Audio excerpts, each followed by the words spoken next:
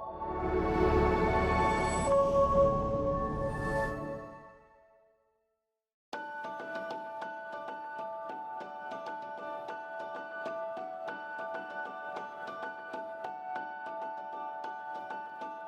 year, millions of Canadians struggle with substance abuse.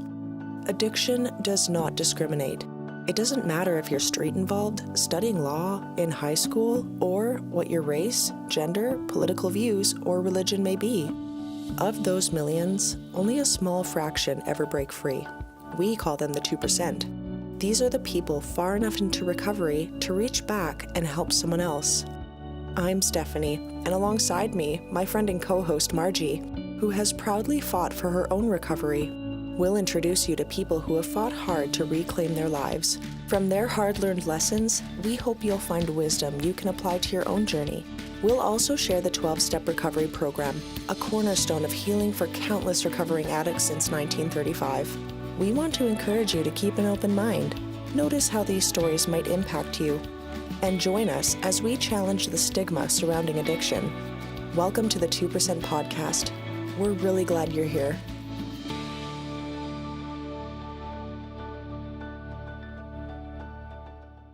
Episode 1, 2% Video Podcast. My name is Stephanie. And I'm Margie. And we're very excited to welcome you here to the 2%. And as the start of this podcast states, the 2% is a very special population of people who have come from struggling with substances and are practicing recovery. Yeah. And many people don't make it out of addictions, but the people that are in the 2% population, they're going to be people that join us as guests on this podcast, and we're very excited to interview them and have conversations with them and hopefully glean some wisdom from their experiences. During this podcast, we're going to be challenging the stigma surrounding addictions. There's an array of things that classify an addiction. I'm somebody who has struggled with the thought of thinking that I am an addict or I'm not an addict. We'll get into that later. And just really that everybody struggles with something. And whether you struggle with technology, your phone, gambling, shopping, eating, you're not alone. And these people that are going to be guests on this podcast have literally gone through hell and back and have much wisdom to share. And so we hope that you'll be able to take something away from this, and we're just very excited that you're here. We are going to be introducing you to the 12-Step Recovery Program. Mm-hmm. It's a tried and true method among recovering addicts that has been used since 1935. The 12-Step Program was birthed from Alcoholics Anonymous. Yep. And it is programs that are still being used today. And so during these episodes, we're going to address an episode. And so the first step is obviously step 1. Yeah, and it's birthed from AA. There's many different types of 12-step programs. Their step work, though, all follows kind of the same plan. And step 1 is admitting you're powerless over something, mm-hmm. and that it's making your life unmanageable. Mm-hmm. Yeah, and I think that's so beautiful because it could literally be anything. It doesn't matter if you struggle with drugs or alcohol or something different, whatever it is that is causing your life to become unmanageable. Yeah. Share a little bit about yourself and your journey. Well, I struggled with addiction. I didn't start actually until my 20s, which is actually quite late for a lot of people you'd meet in mm-hmm. recovery rooms. I actually had a very good upbringing, but I had trauma that happened within it at the same time, right? And as a kid, it's important, I will say, for trauma, like little T traumas, they call it, big T traumas, and I had some of both. Mm. But my perspective of how my parents treated me compared to how they treated my brothers was a huge trauma as far as what I believed about myself, right? Yeah. So, to people who are watching that think that, well, I have never been abused or, the big T trauma things that most people look at, it can be a lot of those little T traumas that mm-hmm. create that negative self-talk. And for me, I had a lot of those, and I did have a big T trauma mixed in there as well. But I still, my parents were very good people, and I didn't start using until I was 20. And only for a couple of years, kind of cleaned up for a bit and had a family, but I didn't know about recovery programs. I didn't go to rehab. I didn't do 12-step programs, and I do kind of what they call California sober. Sorry if that insults anybody in California, but that's kind of what they call it. And I think that's a worldwide term. So like I would still smoke marijuana in the evenings after the kids went to bed, and I'd have the occasional drink, whether it was a birthday, Christmas holiday at my parents with dinner and whatnot. But so I didn't consider it a problem, and that I was maintaining it. But later on in life, in my 40s, life kind of came crashing down. And because I had that mentality, it skipped to, well, I can use those hard things again, and I can control weed and alcohol. So I'm not an addict. I can totally be the responsible user today. That worked out well, didn't it? Yeah, it brought me to rehab. You know, and I'm blessed. I will say, you know, I didn't at that point. I didn't blow my life completely up. My rock bottom really just came down to the fact that the job I still had, I had left for minor surgery, and when I came back, had put me on 2 weeks unpaid leave because they felt like I didn't give them enough notice as to when I was coming back. The doctor's note apparently had not been enough, and I couldn't afford to still buy my drugs and my bills. So I called up my district manager and said, "Do you pay for rehab?" Yeah, I'm an addict and I need help, and I'm going to rehab, so that they would have to pay me for 6 months and not have me work for them. And I'd get paid and I'd go have a vacation. Yeah, the way our minds work, right? And I look back and I just laugh at that now, because, you know, something did take hold. I did manage to stay clean for a period of time. But, you know, I stopped working the program. That's when I found 12-step rooms. And I did do a set of steps, and I did have a sponsor, and I did have sponsees. I started sponsoring people.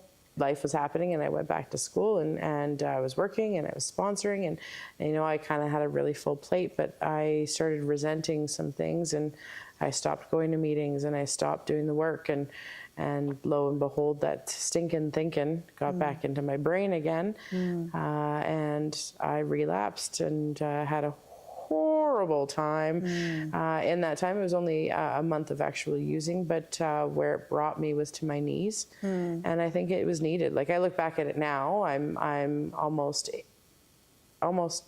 9 months clean. Oh no, I am. Where am I at? You know, at first that kind of was hard to go back to counting that low and whatnot, but I'm blessed. Like, the recovery I have today, because of the bottom that I was brought to this time, gave me this gift of desperation, and you know, I'm thriving today, and I don't have to, you know, overfill my life with strictly recovery. I've really done the recovery part of it, but I've done it to learn to live a life and to actually, you know, live clean, like, and not feel like my whole life has to be school, work, recovery, and no fun, no me, like learning how to do that. So yeah. Wow. Yeah, it's been a bumpy road, but I'm grateful and blessed for every bit of it. So yeah, and I mean, I've known you now for a couple of years. Yeah. I met you when you were coming into recovery, and then when you went back into recovery, and I can honestly say that there's a different glow about you. Yeah. You know, like, you've always had this glow. But I think because of the second rock bottom, you shine brighter. Thank I you. didn't think that was possible, man. Bright like a diamond. I guess that's not trademark. Diamonds can shine brightly. Diamonds shine really bright. Yeah. But well, I'm so proud of you. Yeah, and you have a unique story, because you're right. Many people develop their addiction in their adolescence, right? Not in their 20s, and then, you know, you were California sober for many years, but then however long later, 18 years, was it? 18, 21 years, something like that? Yeah, it was 18 years later, yeah. You went back in. Yeah. And hard. Gratefully, it was a slow go. It was a slow drop back in, but it didn't take long for it to take off to an everyday thing, right? Like I did go in with that mentality of, I can control this just like I did the other things. And I would use on a weekend. I would only use on, when I had a day off the next day. Right. And then slowly it became, I was up late last night, so I'm just going to have a little before I go to work. And then, it was a really long day, a hard day at work, and I just want to let loose. So I'm going to have another one when I get home. Right. And then it was finding ways to use while I was at work. And, it was making my life unmanageable. And I'm positive that my job knew that something was wrong.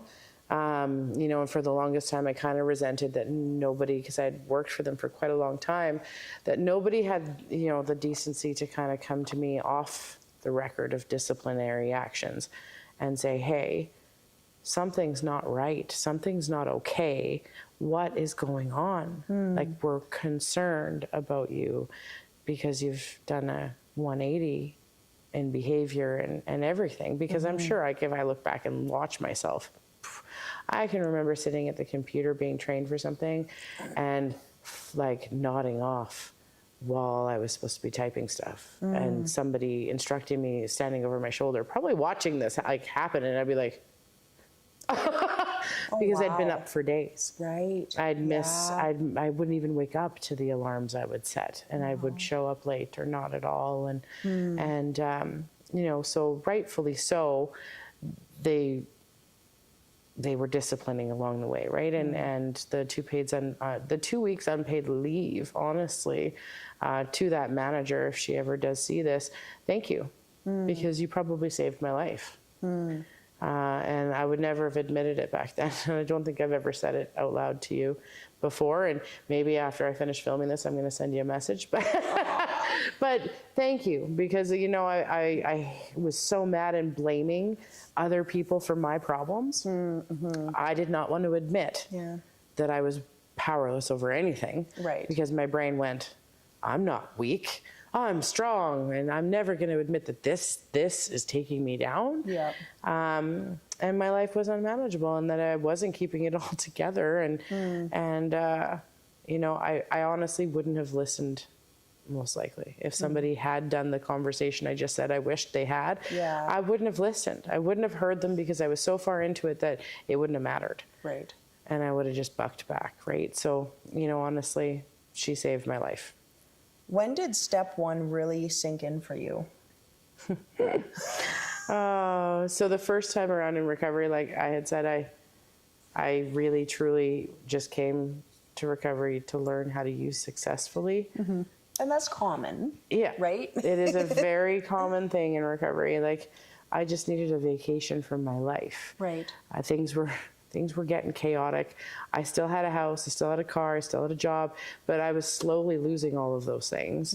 And I wouldn't have been much longer for me to be there. So I was like, I need a vacation from my life. I need to kind of just figure this back out, get back on track, so then I can figure out how to do this correctly.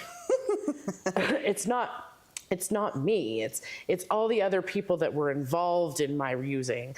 They were the ones that got me off track. Like the blame game. The blame game is for seriously the hardest thing when you're at it.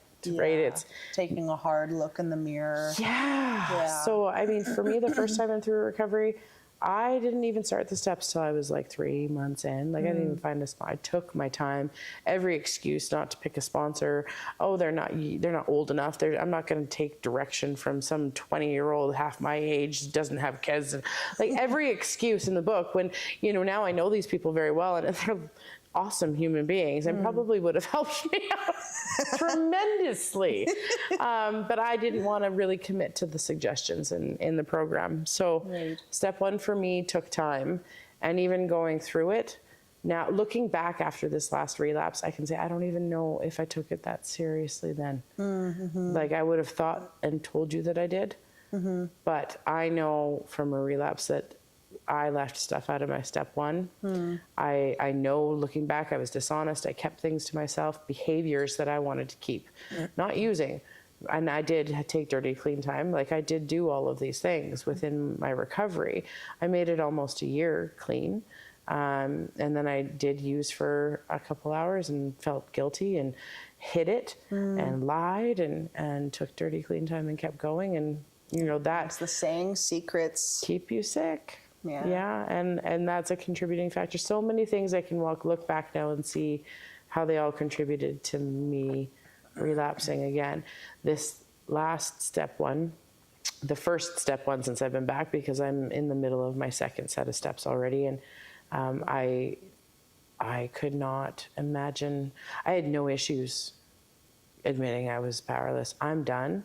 This will kill me. I can't be here anymore. Like that gift of desperation, I can't say that enough. Yeah. Like that I will die if I keep going, and I actually want to live today. And I'm going to put anything and everything I have into that first step, because it's such the foundation of the rest of the steps.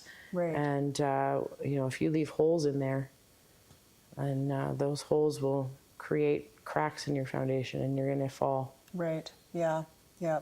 I think it was you and I that were talking about this, that if you can't take step one seriously, it will affect the rest of them. Absolutely. And so why is it hard for people that go into recovery? Why is step one so hard? It's, well, admission alone, to admit to another human being that I don't got it all together. You know, true. That in itself is difficult, but the word powerless, I think, scares a lot of people, especially, I'm generically saying this because that's not fair. I would say I've seen a lot of men struggle with it the most, but women are not immune to hearing the word powerless and hearing I am weak.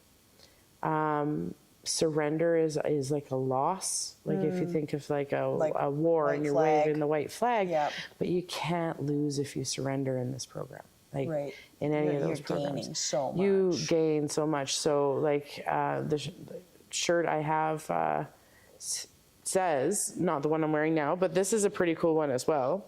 This one says, recover loudly to keep others from dying quietly. Oh, I love that. But I have another one that says, addiction is giving up everything for one thing, and recovery is giving up one thing for everything. You know, but that initial beginnings, you're not in that mindset, right? You're like, oh, I gotta admit defeat. Yeah.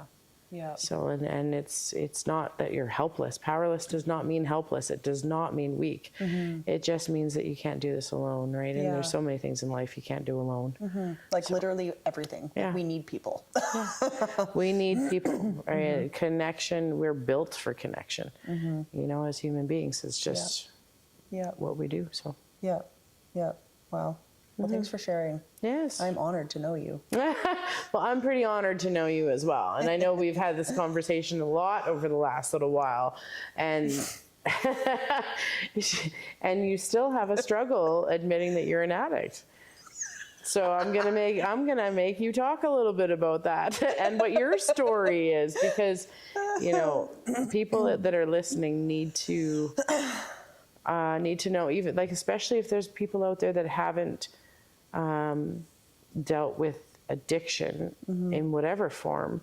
They think that addiction means drugs and alcohol, homeless, dirty, criminal. Like these are the words that are associated to that word, and yet addiction is a much bigger topic than that. And so tell us your story. Yeah, well, part of this podcast is you know, addressing the stigma surrounding addiction and educating people on what addiction is and who can be affected by it. I feel like I'm probably a good person to be sitting in this seat because, you know, the thing that I struggled with, I just always thought that it was a gross habit, right?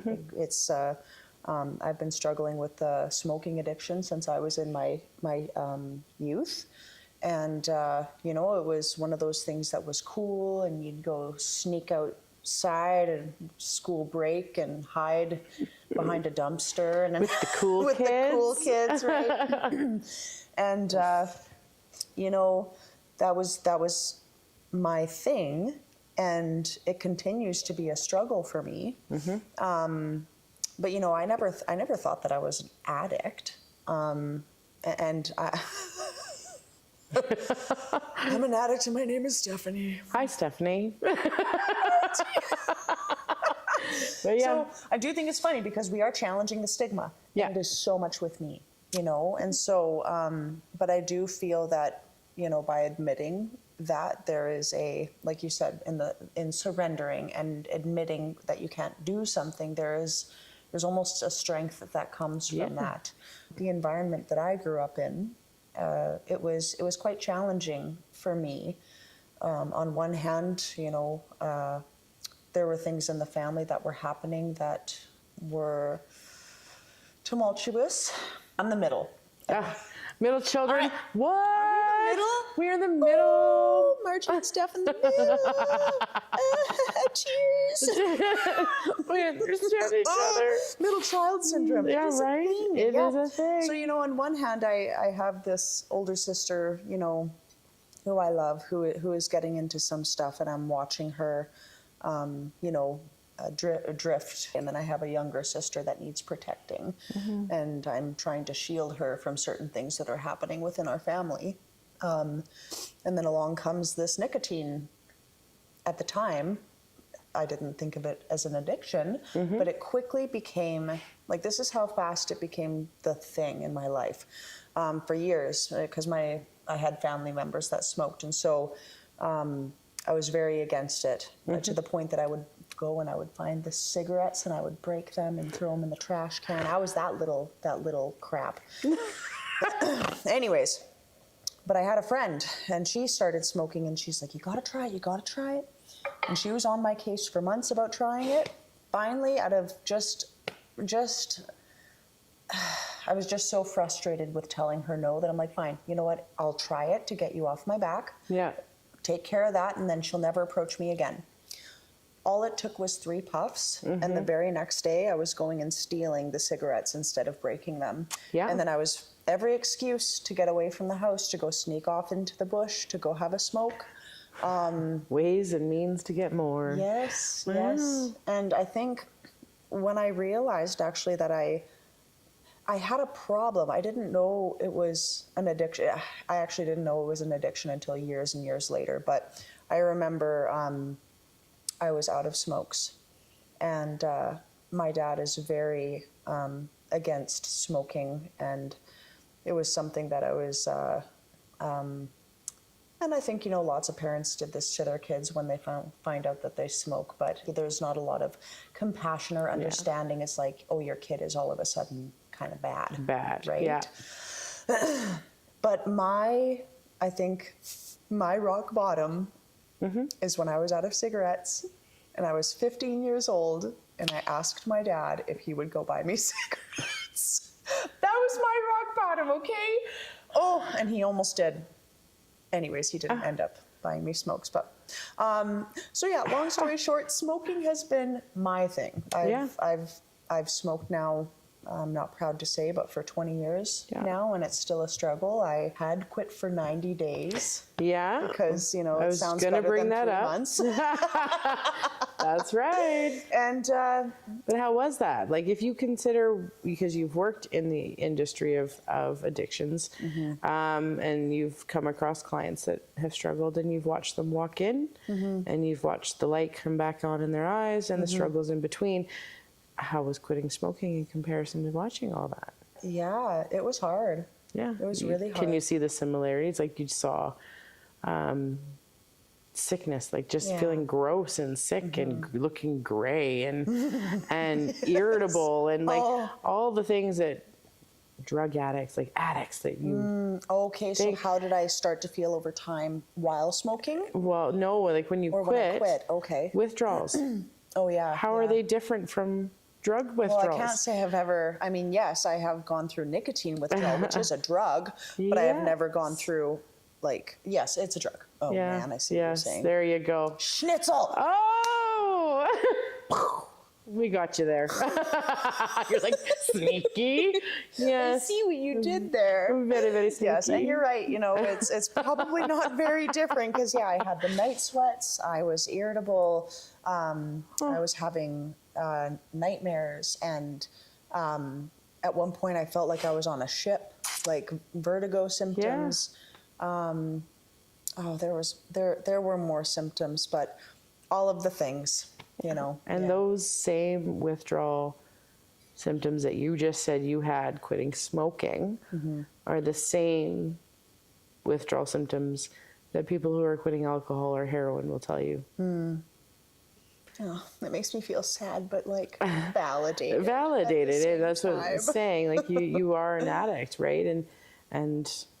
But then you look at yourself and go, but I don't use drugs. Yeah. I'm not a criminal. Yeah. I don't do this. So it's like there's that stigma in your brain and in many people's brains. That's why I love that we get to have these conversations and be like, yeah, but and get you to come to that light of yes. Oh. Yes. Well, man. Mm-hmm. Well, I find it funny. We've started this podcast and I'm still like, what am I? Oh, I'm broken. Existential crisis. Hey, sorry, super side note. Yeah. I have trouble with words sometimes. Yeah. And this one time I was having a really hard time and I was like pacing back and forth in my house and I said to my husband, I'm like, oh my God, it feels like I'm having an exponential crisis. A very fast, growing crisis. Oh my gosh. An exponential crisis. I love it. Yeah. I love it. Yep. That's called a Stephanieism. Stephanie. I can't even say that. We can say Stephism. No, but I like the fact that you found a word I can't say. Stephanieism? Stephanieism? Okay, Stephanieism. Yeah, so, I'm an addict and I'm Stephanie, and that's weird for me to say, but that's the point, is because addiction is so much more than just drugs and alcohol. It's work, it's sex, it's people in general, it's gambling, it's scrolling on your phone, doom scrolling. Like, I struggle with that now. If there's anywhere that my addiction is manifesting itself, it's that I have such this desire to be in bed by 9 because I'm back in school and I have to be up early, and like I have to have my brain about me because I'm learning and writing papers and stuff. And yet I'm not getting to bed until 11:30 midnight because I'm on my phone, I'm playing games, or I'm doom scrolling. And it's like, and then in my head the whole time I'm like, I put your phone down. And I'm like, just one more. I'm like, so it makes me sick to my stomach because I can see the addict in me every night. Pattern. Every night. And it does, like, and every night I'm like, I'm not going to do it tonight. I need to do a set of steps on doom scrolling. Like, I really do. Right. And now, as I say this, I'm saying it to myself, because as I'm talking about this, I'm like, I'm just coming to these conclusions, because I am. Anyways, but I would think that any human that isn't healthy is going to turn to something to cope. And it's depending on what they're turning to cope. You know, drugs and alcohol, yes, can be addictions. But if you're reaching for a phone, or you're shopping, or you're gambling, or you're eating, it's what you're reaching for. And for mine example, is I've reached for cigarettes. I was going to say, you have a stressful day at work. What do you want to do the whole time you're stressed? Have a smoke. So it consumes your brain. The longer you go without being able to have one, the more stressed you're getting. So smoking is the solution to your stress? Well, that's what we tell ourselves. That's where, right? And drugs was the solution to my emotions, or my loneliness, or my inability to connect with others. Like, it made me social, right? Alcohol, same thing. That's my solution. Work, that's my solution, so that I don't have to think about the family and kids that are blowing up right now, whatever's going on in your life. I'm going to pour all my attention into this thing, whatever that is, so that I'm avoiding this thing.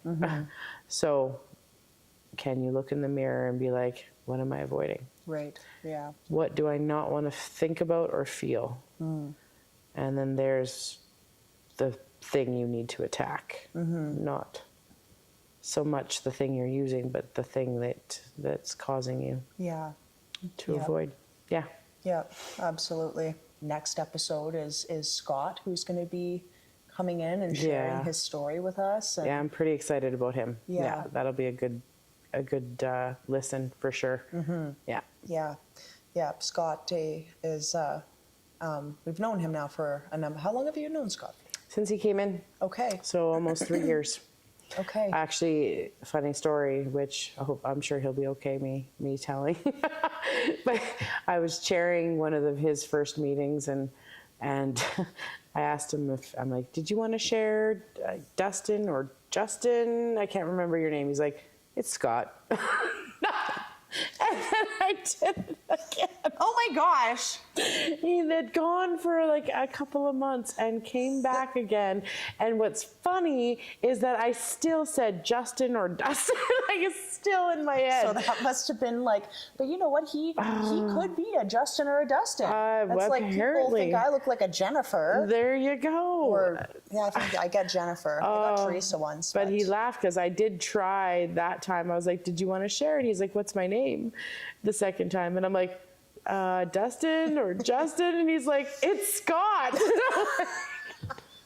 Anyway, it's been a running joke in our friendship for the almost 3 years now. So. That's amazing. Yeah. Wow. Yeah, he's a pretty good guy. So I'm pretty excited to have him on here and to chit chat, because where recovery has taken him is pretty beautiful. So yeah, absolutely. And so we're step one, admitting that we are powerless over and that our lives have become unmanageable. Yeah. And so he's going to be covering step 2 and 3, which is coming to believe that a power greater than myself can restore me to sanity. And then step 3 is about handing your will and your life over to the care of God as you understand him. Okay. Wow. Yeah. That's powerful. Yeah. Yeah. To me, those are the crucial ones for me. Higher power is really important. And, I'm not going to talk too much on it because we need, content for next episode, but, but it's pretty, like, all the steps have why they're important, but having that higher power to lean on,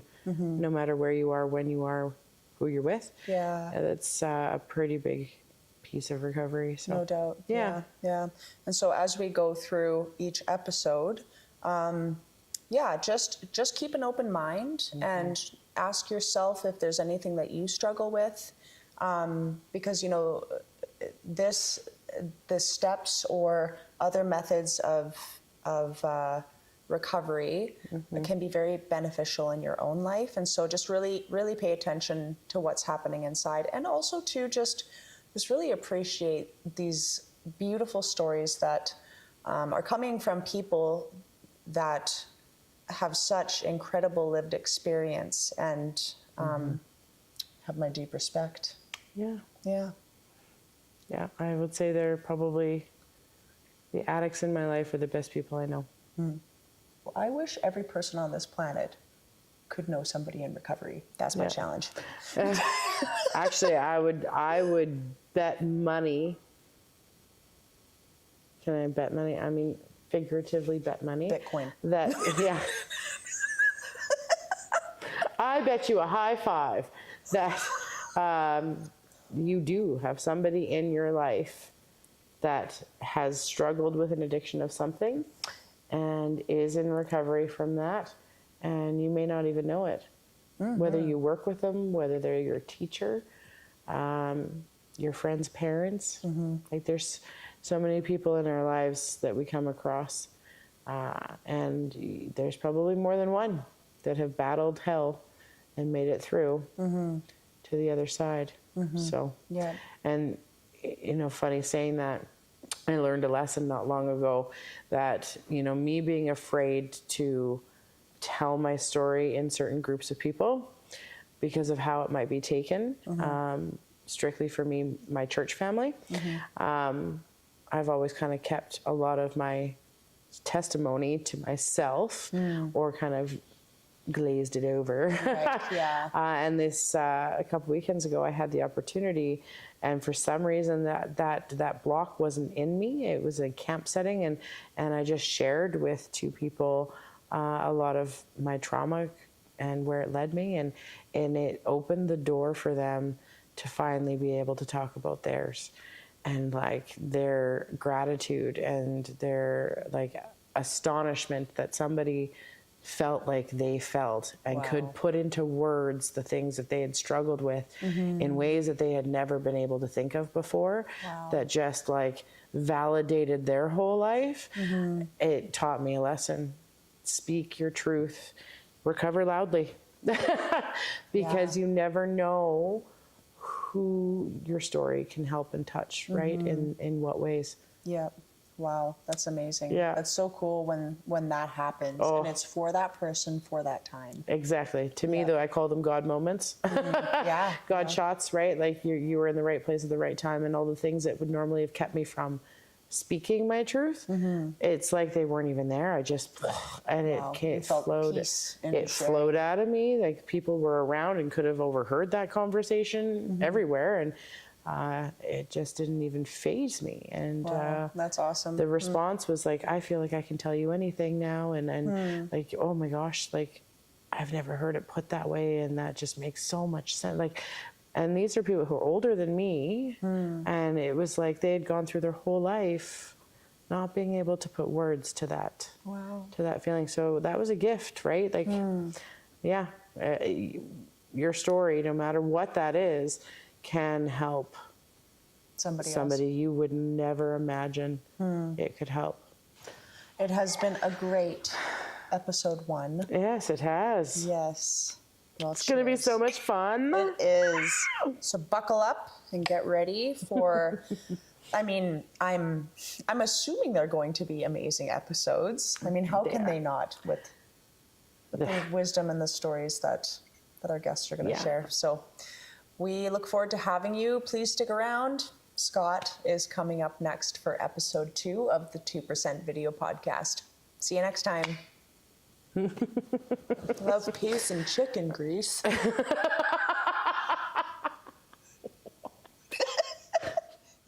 Love, peace, and chicken grease. During this podcast, we're going to introduce you to the